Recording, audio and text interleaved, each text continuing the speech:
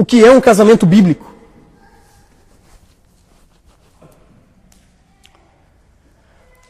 As pessoas hoje, meus irmãos, elas entram em casamento achando que vão encontrar a alma gêmea. Como aquela música do Fábio Júnior, né? Alma gêmea. Unha e carne, alma gêmea, bate coração. Duas metades da laranja, dois amantes, dois irmãos. Fábio Júnior se separou 7 vezes. E não foi, assim, 7 namoradas, não, 7 contratos. Contratos nupciais. 7 casamentos, realmente. Na verdade, a alma gêmea, esse conceito de alma gêmea, de compatibilidade, que eu vou encontrar a pessoa certa, isso é uma falácia. Começamos por isso. É uma falácia. Porque quando nós tratamos acerca de casamento, nós precisamos entender que são 2 pecadores depravados que vão se unir. Você entende isso? Não existe compatibilidade nisso. Não existe. Na verdade, quando 2 pecadores se unem, se não for a graça de Deus, tem tudo para dar errado. Porque são 2 egoístas, são 2 pecadores, são 2 pessoas que estão totalmente destituídas da glória de Deus. Portanto, o casamento não é encontrar a alma gêmea, não é encontrar uma compatibilidade, vou encontrar a outra metade da laranja.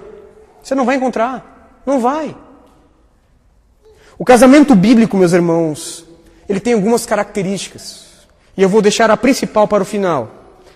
A primeira característica do casamento bíblico, o casamento ele deve ter um contrato.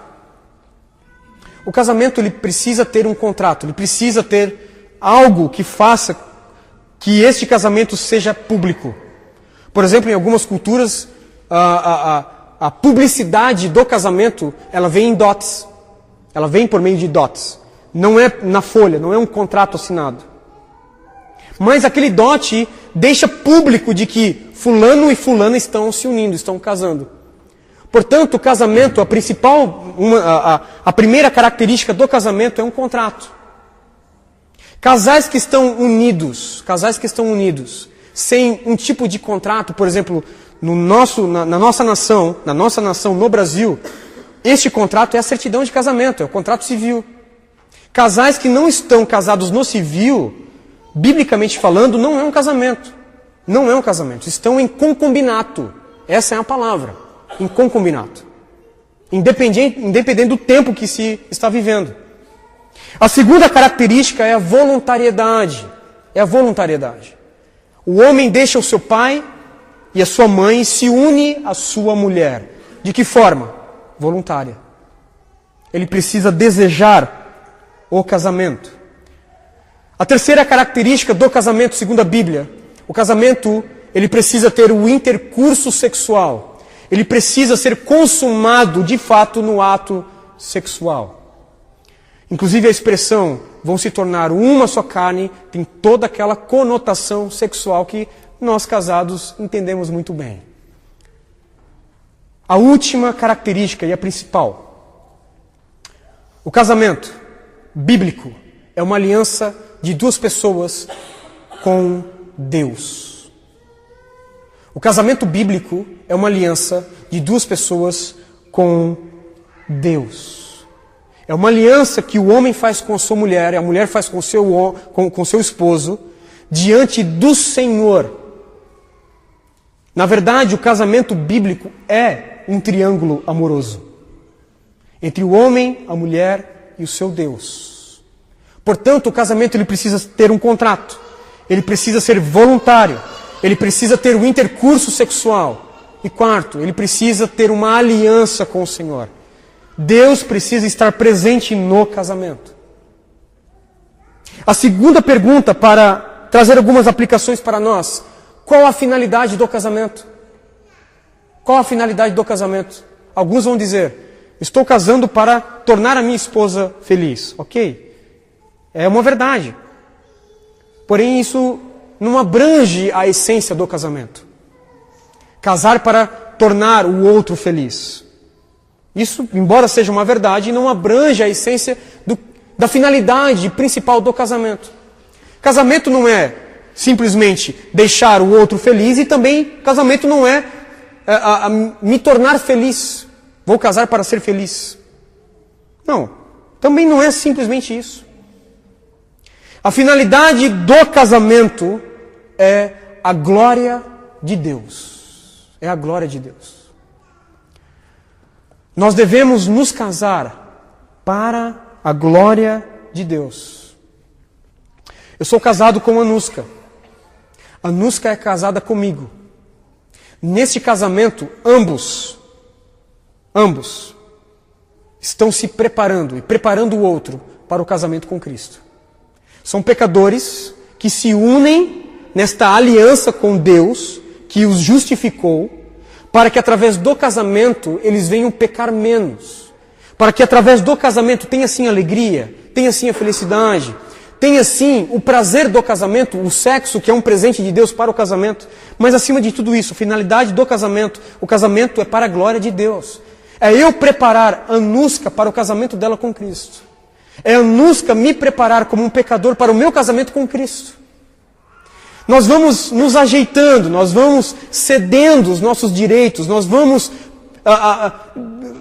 com o passar do tempo, com os anos que vai se passando, nós vamos pecando menos, cedendo mais os nossos direitos para a glória de Deus.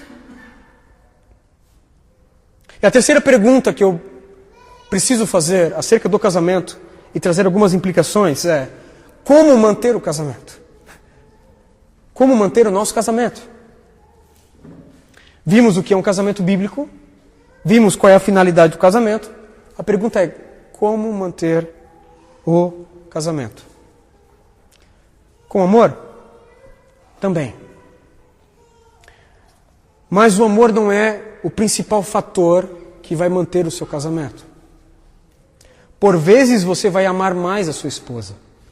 Por vezes ela vai amar mais você. Por vezes ela vai amar menos você. E por vezes você vai amar menos a sua esposa. Paixão? Também, mas não simplesmente isso. O que mantém um casamento, meus irmãos, é o compromisso da aliança. É o compromisso da aliança. É o meu comprometimento com o outro. John Piper ele vai dizer o seguinte, ele trouxe exatamente esta aplicação. O que me mantém casado há tantos anos com o Noel, que é a esposa dele? O que me mantém casado há tantos anos com o Noel? É o amor? É a paixão? Não. É a minha aliança com Deus. Paulo diz, em Efésios, capítulo de número 5, sejam imitadores de Deus. Sejam imitadores de Deus. Deus é um Deus de alianças. E este Deus de aliança nunca rompeu as suas alianças. E este Deus que nunca rompeu as suas alianças, nos chama para imitá-lo. Portanto, ao imitar a Deus, eu não vou romper a minha aliança, o meu casamento. Em outras palavras, amemos o Evangelho. Corramos para os braços de Cristo. Corramos para os braços do Pai. Que possamos encontrar nele a finalidade do nosso casamento, forças para viver isso como finalidade do nosso casamento. E para manter o nosso casamento nessa aliança. Nesse desejo de imitar este Deus que não rompe, que não quebra as suas alianças.